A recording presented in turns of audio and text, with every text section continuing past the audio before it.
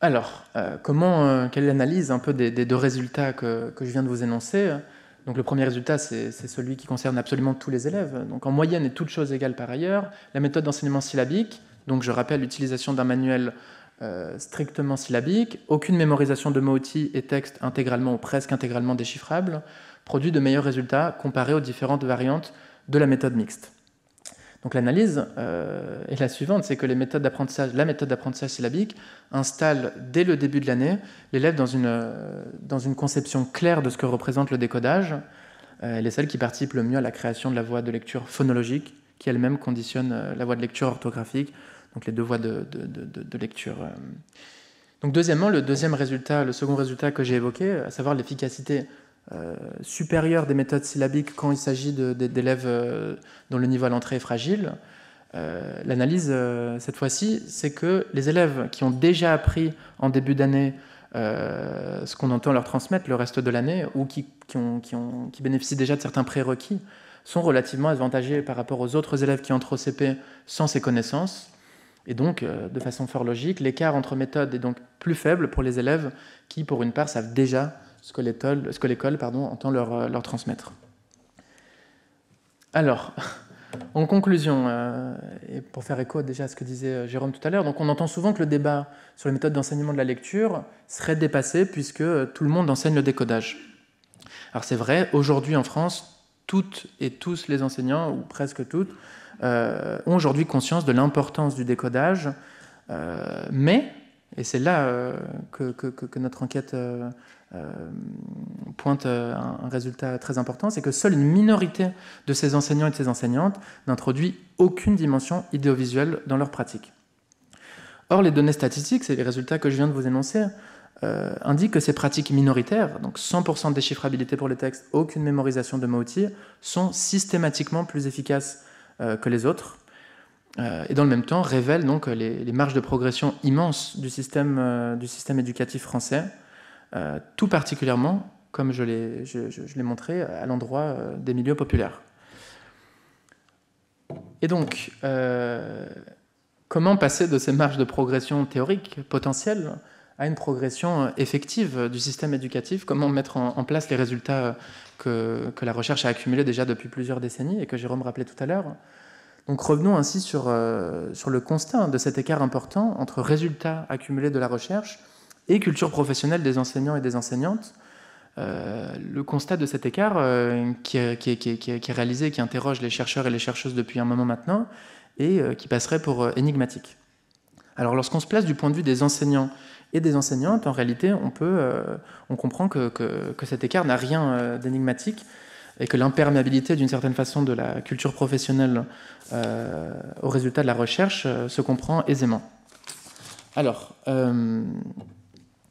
donc prenons un peu chronologiquement le parcours d'un enseignant ou d'une enseignante. Donc il ou elle va entrer dans le master d'enseignement, les masters MEF, en ayant validé au préalable une licence, n'importe quelle licence. Donc il ou elle n'est pas spécialiste a priori d'une discipline qu'il ou elle devrait enseigner.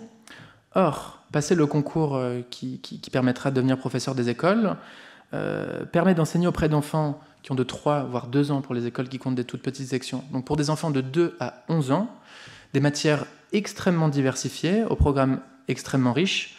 Donc parmi les matières, il y a évidemment le français, les mathématiques, l'histoire, la géographie, les sciences expérimentales, les langues vivantes, l'éducation physique, sportive, morale et civique. Et donc pour un certain nombre de ces disciplines, je pense notamment évidemment au français, aux mathématiques, à l'histoire, aux sciences, donc les programmes sont extrêmement riches et couvrent un grand nombre de notions. Et alors cette grande diversité des programmes, et même si en l'occurrence dans les formations des Master MEF, on va se concentrer pas mal sur les mathématiques et le français, cette grande diversité des programmes implique que le temps de formation pédagogique et didactique durant ces 2 années n'est pas du tout majoritairement consacré à l'enseignement du français, et en son sein à l'enseignement de la lecture, évidemment. Donc même si le volume d'heures consacré à l'enseignement du français durant les 2 années de master MEF a considérablement augmenté ces dernières années, aujourd'hui il représente environ dans les plaquettes 20% à peu près du temps de formation, et donc c'est 20% consacré à l'apprentissage du français, et donc la lecture c'est moins c'est encore une petite partie, enfin c'est une partie de ces 20%. Et j'ajoute en outre que durant ces 2 années de formation, les enseignants, enfin les futurs enseignants et enseignantes ne sont pas qu'à recevoir et à acquérir des savoirs, disons, théoriques, pédagogiques et didactiques, puisqu'ils vont consacrer une partie importante de ces 2 années de formation à des stages d'enseignement dans les écoles. Et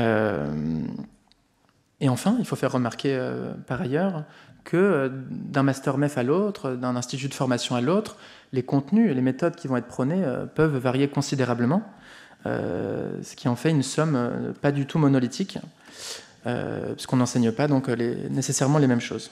Donc en résumé, donc, pour ce qui concerne la formation initiale des enseignants et enseignantes, une enseignante va arriver en poste à l'école primaire avec une formation consacrée à l'enseignement de la lecture qui a été relativement minoritaire durant ces 2 années de master et dont le contenu est variable d'une université à l'autre. Et on peut aussi ajouter que ces remarques s'appliquent évidemment aussi, voire a fortiori, pour les enseignants et enseignantes contractuels, dont le niveau de formation est encore plus hétérogène que les enseignants et enseignantes ayant suivi les parcours MEF. Donc lorsqu'on a tout ça à l'esprit, on peut évidemment pas s'étonner que les enseignants et enseignantes ne soient pas au fait de la somme considérable des résultats de la recherche scientifique qui concerne l'apprentissage et l'enseignement de la lecture. Donc ça, c'est évidemment ce qui concerne la formation initiale, mais quand on s'intéresse à ce qui se passe une fois que les enseignants et enseignantes entrent en poste, le constat ou la logique de l'écart entre monde de la recherche et culture professionnelle enseignante continue de s'éclaircir. Donc lorsqu'un enseignant ou une enseignante arrive en poste et qu'il ou elle se voit attribuer à une année donnée une classe de CP, le plus souvent, il ou elle va demander à ses collègues de CP de la même école quel est le manuel que vous utilisez. Or, ça fait jouer un effet d'inertie immense, puisque 95%, on l'a vu, des enseignants et des enseignantes pratiquent une méthode qui relève de la méthode mixte. Donc, en toute probabilité, les enseignants et enseignantes qui prodiguent des conseils vont conseiller une méthode syllabique. Si le néo-enseignant ou la néo-enseignante tente d'aller sur les forums sur Internet, rebelote, effet d'inertie, puisque cette personne va être exposée à d'autres conseils de méthode mixte. Donc, par ailleurs, l'enseignant ou l'enseignante peut se tourner vers des conseillers ou des conseillères pédagogiques, mais là encore, et comme je vous le disais tout à l'heure dans les instituts de formation, les conseils prodigués, les méthodes prônées peuvent varier considérablement d'une conseillère pédagogique à l'autre. Donc il n'y a aucune garantie que les méthodes qui vont être prônées soient celles qui sont considérées par la littérature académique comme les plus efficaces. Enfin, les enseignants et les enseignantes peuvent bénéficier au cours de leur parcours de formation, donc dispensés par exemple à l'échelle de leur académie. Là encore, les fortunes et les méthodes prônées peuvent varier considérablement. Et donc, il faut noter que toutes les personnes qui pavent, disons, un peu le parcours des enseignants et des enseignantes et qui leur prodiguent tout du long des conseils sur les méthodes pédagogiques à adopter, la somme de ces conseils peut être tout à fait contradictoire, peut faire l'objet de beaucoup de contradictions, ce qui rend un peu la tâche de l'enseignant, de l'enseignante pour identifier celles qui sont efficaces, particulièrement difficile. Ce qui signifie que même si il ou elle, un enseignant ou une enseignante, était sensible à une formation, disons, qui encouragerait, qui prônerait des méthodes syllabiques, même si il ou elle y était sensible, alors, et ça c'est le dernier problème, parfois il y a un problème de calendrier des formations, parfois les formations ont lieu durant l'année alors que les manuels ont été achetés au préalable.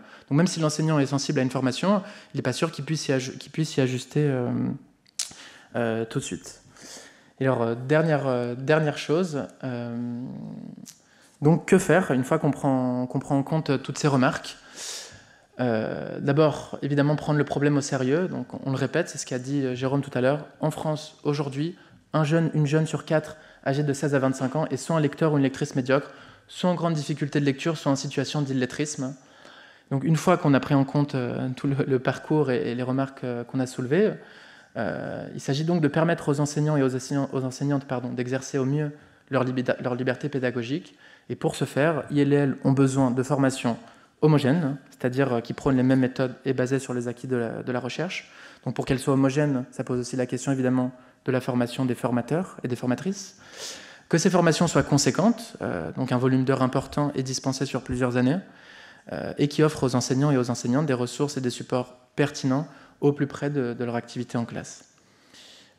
Donc voilà pour pour des supports, donc notamment le guide orange que vous voyez à gauche. Donc ça fait partie des différents supports que peuvent utiliser les enseignants et les enseignantes. Et il ne me reste plus qu'à vous remercier.